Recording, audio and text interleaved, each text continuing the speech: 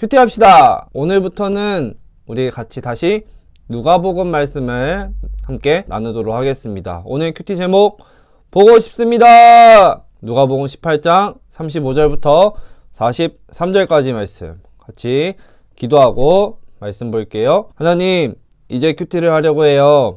짧은 시간이지만 이 시간만큼은 하나님만 생각하고 하나님 말씀에만 집중하게 해주세요.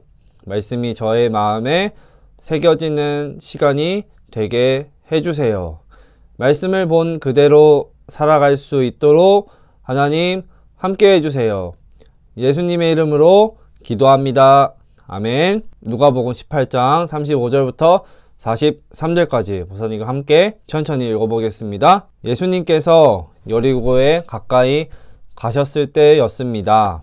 어떤 보지 못하는 사람이 길가에 앉아 구걸하고 있었습니다. 많은 사람들이 지나가는 소리를 듣고 그가 무슨 일인지 물었습니다. 사람들이 나사렛 예수님이 지나가신다고 말해 주었습니다. 그러자 그는 큰 소리로 외쳤습니다. 다윗의 자손 예수님! 제게 자비를 베풀어 주십시오. 앞서가던 사람들이 그를 엄히 꾸짖으며 조용히 하라고 했습니다. 그러나 그는 더욱 큰 소리로 외쳤습니다. 다윗의 자손이여, 제게 자비를 베풀어 주십시오. 예수님께서 걸음을 멈추시고 그를 데려오라고 명하셨습니다. 그가 가까이 왔을 때 예수님께서 물으셨습니다. 무엇을 해주기를 원하느냐? 그러자 그가 대답하였습니다. 주님, 다시 보기를 원합니다. 예수님께서 그에게 말씀하셨습니다. 눈을 떠 보아라. 내 믿음이 너를 낫게 하였다. 그 즉시 그가 눈을 뜨고 예수님을 따르며 하나님께 영광을 돌렸습니다. 모든 사람들이 이것을 보고 하나님께 찬양을 드렸습니다. 아멘. 오늘 말씀의 내용, 예수님께서 여리고라는 지방에 가까이 가셨을 때 많은 사람들이 몰려왔어요. 저분이 누구냐? 궁금해서 몰려왔던 겁니다.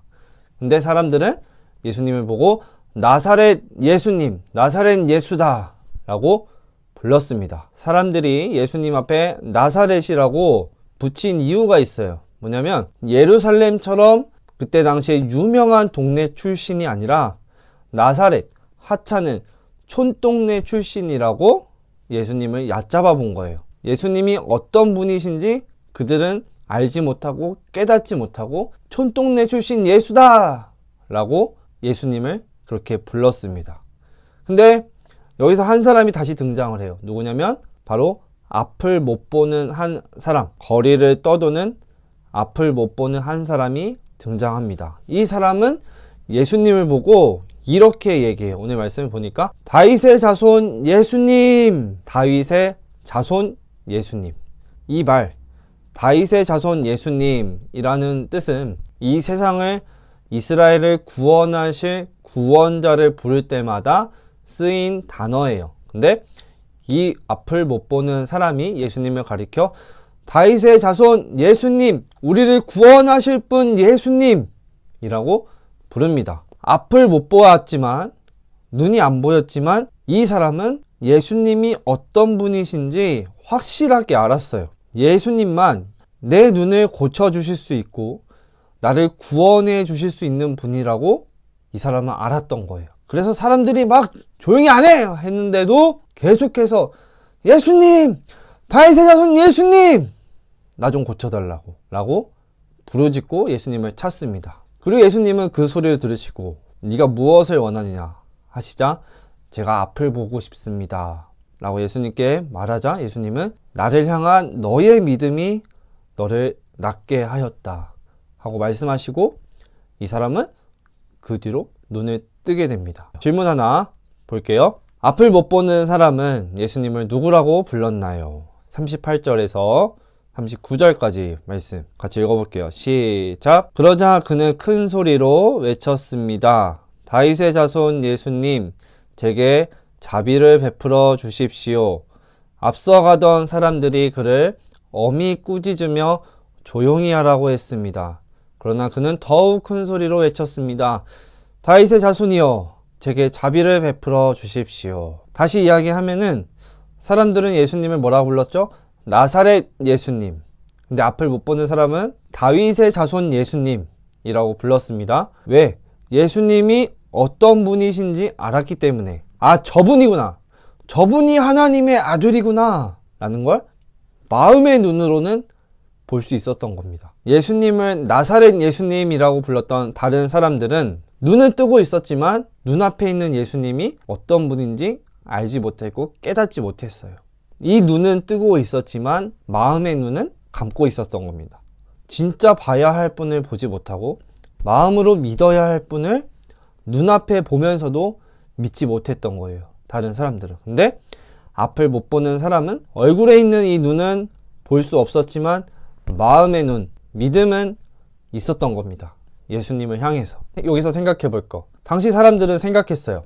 하나님의 아들이라면 이 세상을 구원하러 우리 이스라엘을 로마의 핍박과 고통과 압박에서 건져주실 분이라면 정말 강하고 힘세고 그런 분이라고 생각했는데 하나님의 아들이라면서 이렇게 약해 보일 수 있나? 이분은 하나님의 아들 아니야. 그냥 선지자 중에 한 명이야. 모세와 같은 사람 중에 한 명이다. 라고 그냥 생각한 거예요. 근데 이 앞을 못 보는 사람은 진짜 구원이 뭔지 알았던 거예요. 단순히 이스라엘이 로마라는 나라에서 해방이 되고 군대가 커지고 힘이 세지고 이게 구원이 아니라 구원이 무엇인지 나를, 자기를, 그리고 우리를 죄에서 건져주시고 영원히 하나님과 함께 할 수 있도록 우리를 이끌어 주시는 것, 이것이 구원이라는 것을 앞은 못 봤지만 알고 있던 거예요. 그리고 그분이 나타나시니까 아, 이분이 진짜 하나님의 아들이시구나 라는 걸 깨달았습니다. 왜냐? 방금 이야기했듯이 몸의 눈은 멀었지만 마음의 눈은 뜨고 있었던 겁니다. 믿음이라는 마음의 눈은 뜨고 있었던 거예요. 여러분, 세상에 볼 거 정말 많죠. TV도 재밌는 게 많고 유튜브에도 재밌는 게 많고 게임도 계속 붙들고 보면서 계속 하고 싶고 너무 많아요. 봐도 돼요. 근데 그런 것 때문에 우리가 진짜 바라봐야 할 분을 보지 못하면 안 된다는 거예요. 그러면은 우리도 예수님을 나사렛 예수님이라고 불렀던 사람들과 똑같은 겁니다. 죄로 병든 우리의 마음을 고쳐주시고 우리의 힘으로는 절대로 이길 수 없고 끊을 수 없는 이 죄를 이기도록 도와주시는 분, 우리 곁에서 우리와 함께 하시는 분, 우리의 마음을 치료해 주시는 분, 구원해 주시는 분, 예수님을 진짜 우리는 붙잡아야 하고 바라봐야 돼요. 다른 거 다 놓쳐도 까먹어도 예수님은 기억하고 마음의 눈은 뜨고 믿음으로 오늘 말씀에서 앞을 못 보는 이 사람처럼 예수님을 진짜 바라볼 수 있는 이 믿음을 우리가 가졌으면 좋겠고, 우리의 마음을 정말 위로해 주시고 치료해 주시고 우리를 구원해 주시는 분은 세상에 있는 것들이 아니에요.